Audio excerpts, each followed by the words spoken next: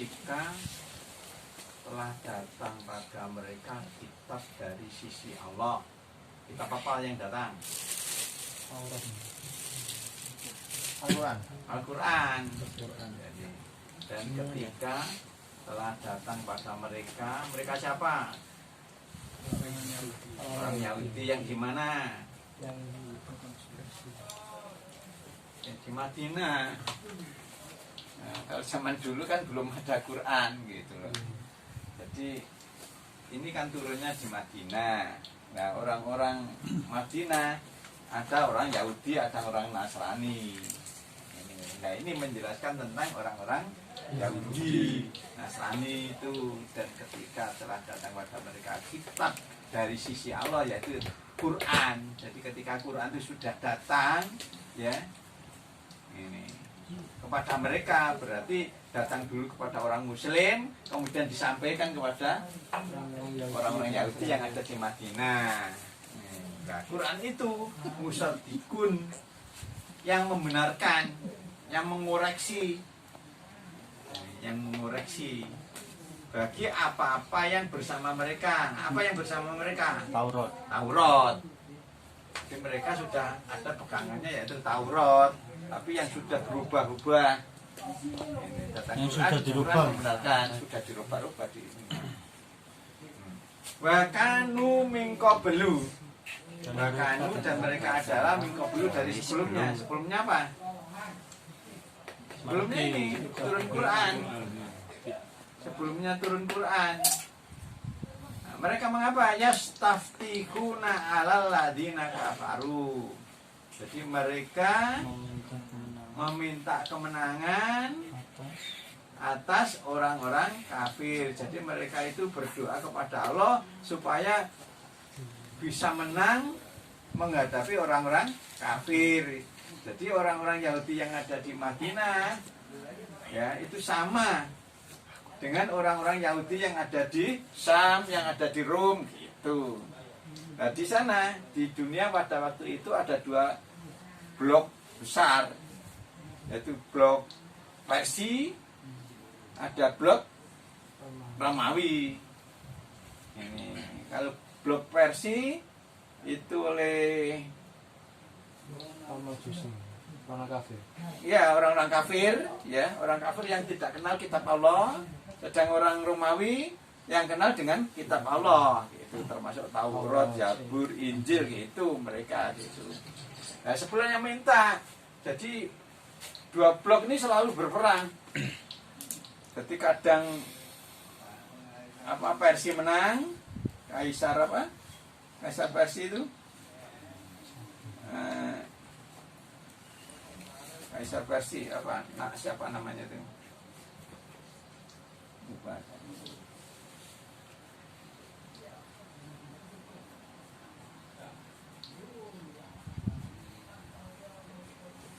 Dinasti Kocer. Ya? Dinasti Kocer. Sana. Lupa ngasih. Nami ini nama. Sing riyen.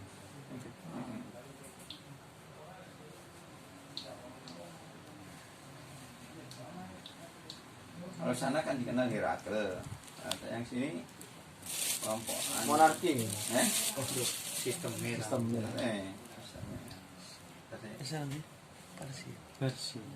Persia Iran. Jadi selalu berperang. Jadi kadang Persia menang, kadang Persia kalah. Nah, kebetulan sebelumnya turun Al-Quran ini orang-orang orang-orang Rom kalah. Jadi dijajah, seolah-olah dijajah, ya, oleh orang-orang Persia. Nah, mereka termasuk orang-orang Yahudi yang ada di Madinah berdoa kepada Allah supaya dimenangkan oleh Allah, yaitu orang-orang Rom itu menghadapi orang Persia.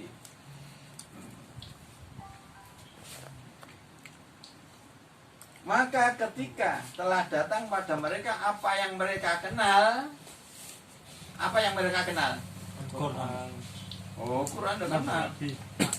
Nabi. Apa yang mereka kenal yaitu Nabi Muhammad SAW. Jadi di kalangan orang-orang Yahudi itu sudah diketahui bahwa nanti akan muncul ini Nabi.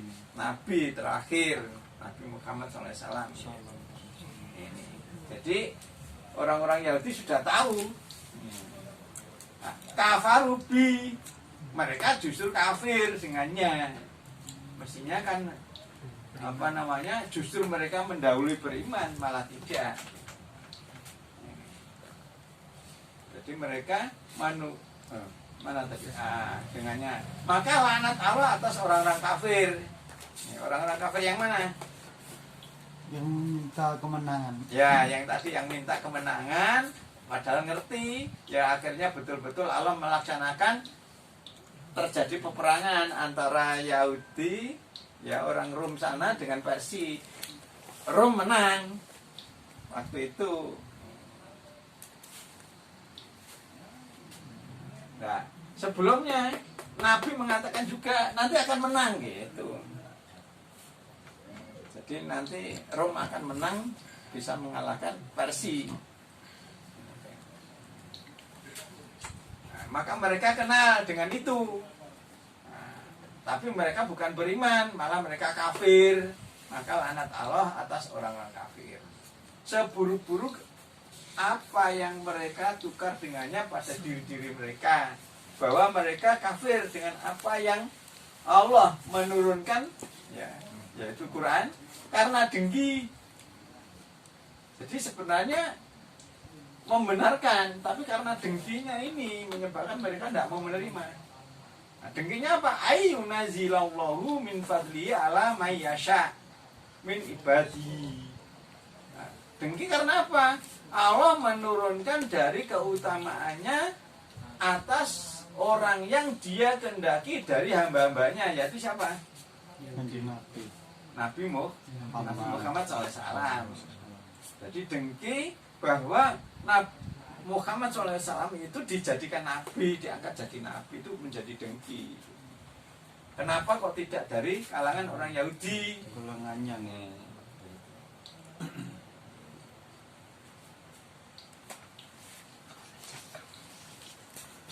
Fabau bigodobin ala godob, maka mereka kembali dengan kemurkaan atas kemurkaan.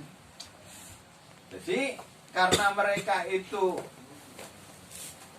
mengkufuri apa yang diturunkan oleh Allah karena dengki, akhirnya mereka kembalinya itu godob ala godob.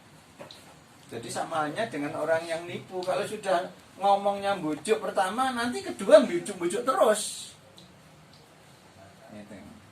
Itulah perlunya kita harus jujur. Jadi kalau jujur sudah bisa berarti sudah. Tapi kalau sudah nipu, nanti ketemu orang nipu lagi terus gitu. Walil kafirina adzabun muhin, dan bagi orang-orang kafir siksa yang hina. Yaitu nanti akhirnya orang-orang kafir itu akan dikalahkan oleh orang muslim. Dan ketika dikatakan bagi mereka, kalian berimanlah dengan apa yang Allah menurunkan, yaitu Al-Quran, mereka berkata, kami beriman dengan apa yang diturunkan atas kami. Jadi kami beriman dengan Taurat, kami beriman dengan Injil. Nah, dan mereka mengkufuri dengan apa yang selainnya. Jadi mereka tidak mau menerima selain daripada kitab Taurat, kitab Injil gitu.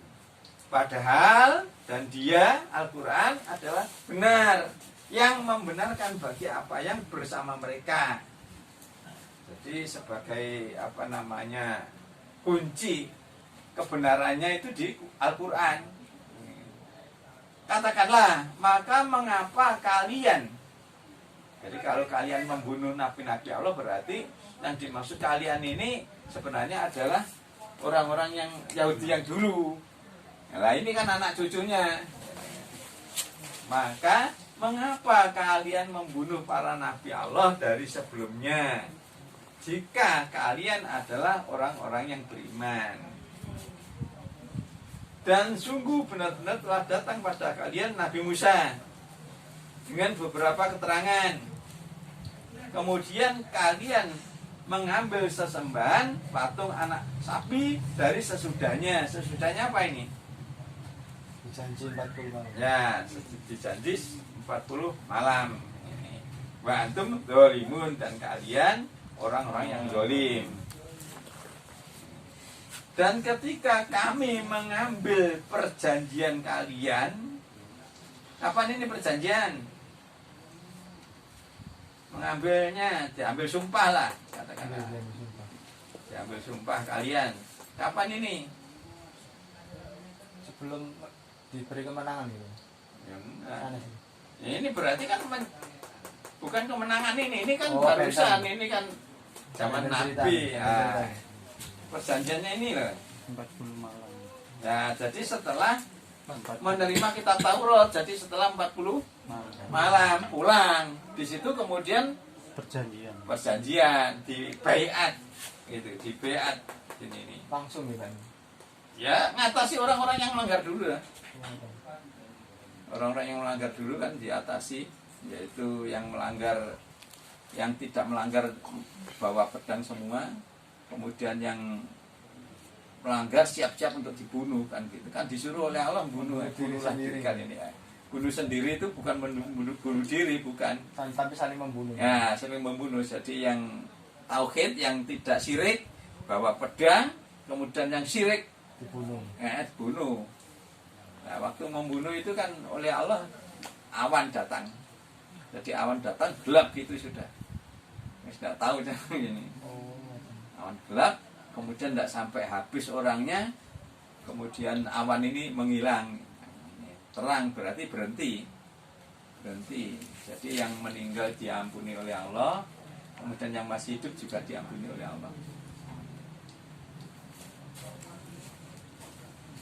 Jadi ini diambil perjanjian. Jadi setelah ada kitab Taurat, nah pada waktu mengambil perjanjian menyembah itu tadi, nah, Allah mengangkat gunung ya di atas mereka. Ini khudzu ma atainakum bikuwah bikuwatu wasma'u. Jadi ambillah, maksudnya apa ambillah? Kerjakanlah, laksanakanlah gitu kan. Jadi, laksanakanlah apa yang telah kami beri pada kalian. Perintah. Ya, perintah. Jadi perintah-perintah yang ada di dalam kitab Taurat, bikuwatin, dengan kemampuan. Ya, dengan kekuatan, dengan kemampuan. Jadi pakai nakiro ini berarti sudah sembarang mampu nih lah gitu. Harus apa? Harus berusaha. Wasma'u, dan kalian dengarkanlah. Jadi selalu mengikuti perintah, berarti selalu mengikuti perintah. Nah, kemudian mereka malah jawab gini, samina wa aswaina.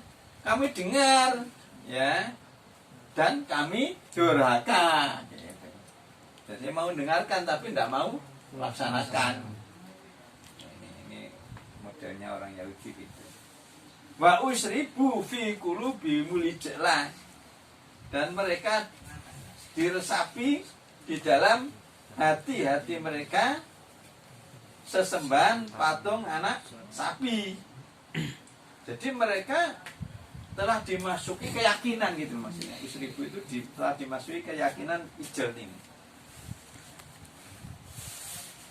Tidak tahu kok bisa, asalnya dipimpin oleh Nabi Musa bahwa yang harus disembah hanya Allah, ditinggalkan ini loh, kok bisa kemudian berubah ya ini.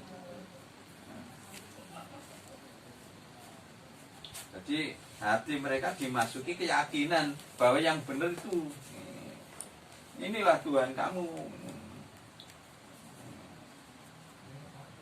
Bikufrim, dengan kekufuran mereka. Katakanlah seburuk-buruk apa yang memerintahkan pada kalian dengannya, iman kalian. Siapa yang memerintahkan di sini? Kitab Al-Quran ya? Ini loh, imannya, jadi keyakinannya. Dikatakanlah seburuk-buruk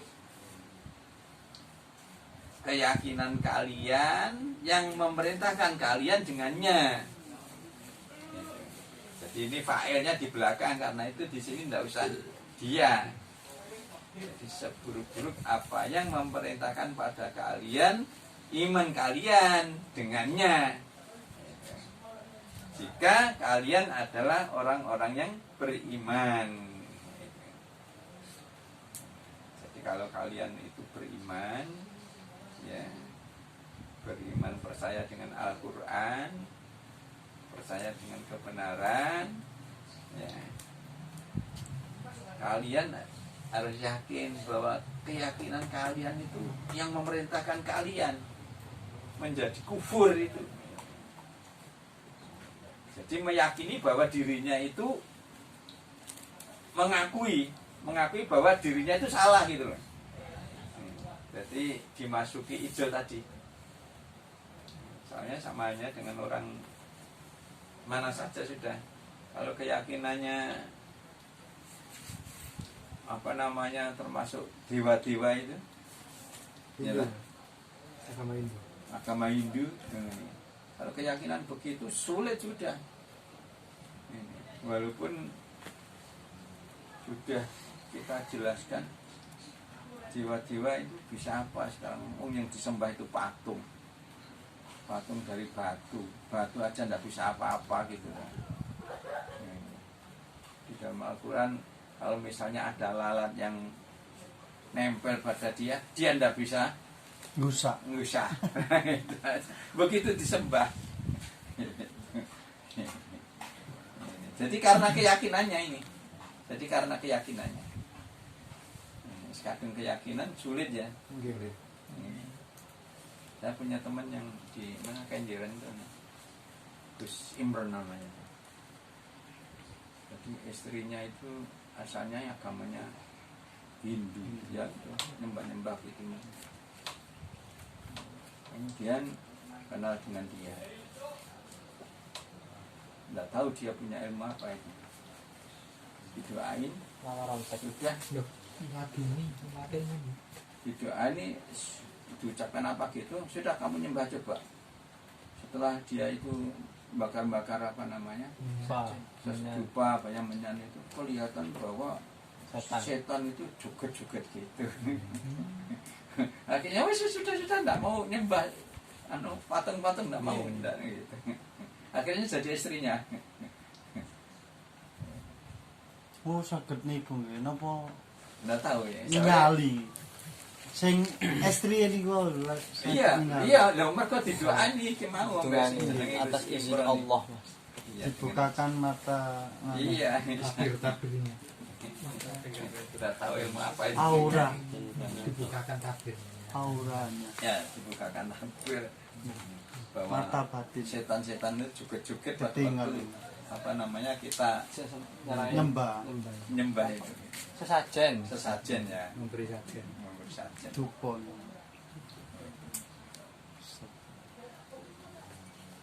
Ya memang orang itu kadang diberi kelebihan kan. Iya, panjang. Menapa dilanjutin mangke cerita niku, soalnya panjang. Maaf materinya apa? Napa nih sing dilanjut? Boten, Mas. Dilanjutno sampai entek. Kok Sampun napa terus? Jadi karena keyakinan tadi. Keyakinan tadi kan sulit ya. Kalau itu kan ada buktinya. Buktinya yang disembah itu akhirnya mau berubah kan gitu. Lah kita bisa ndak meyakinkan mereka, kan sulit. Kados niku afan wae Imam kados tentang hal-hal yang gaib ya, kan sudah dijelaskan di dalam Al-Quran bahwa tidak ada yang bisa mengetahui hal gaib kecuali Allah. Bahkan Rasulullah pun sendiri kalau tidak ada izin dari Allah kan tidak bisa. Kados sakniki niku Pak Imam, wonten tiyang nyuwun sewu dalam tanda kutip niku katakanlah ulama lah. Cuman nggih ngoten ngertos-ngertos hal-hal semacam itu, bahkan sampai bisa membuka mata batin ngoten niku pripun. Dan itu sudah ada contohnya. Kalau nggak dibantu izin kan pasti nggak bisa sebenarnya. Izin mandalladzi yashfa'u indahu illa bi'idznih. Jadi mandalladzi yashfa'u indahu illa bi'idznih sing ayat kursi to. Jadi tidak ada orang yang bisa menolong di sisi Allah kecuali dengan izinnya. Jadi berarti dari kata-kata itu Kalau Allah mengizinkan seseorang bisa. Bisa. Gitu aja. Meskipun didamel keburukan gitu. Maksudnya apa sih ini lho? Maksudnya niku kados apa membuka mata batin ngoten lho. Kan niku maksudnya kan napa Pak ya? Kan ningali halal sing gaib kan. Lah iya. Nggih. Pertanyaannya piye to maksudnya? Kan didamel Iya, maksudnya pertanyaan agak ngantuk ta. didamel keburukan Mas. Kaya mamane nanggone apa gunung kawi ngono kuwi lho. Kena tuyul. Maksudnya ngono kuwi lho. Jadi contohnya zaman Nabi ya, Abu Hurairah kan ditugasi untuk menjaga zakat kurma. Jadi tumpukan gini.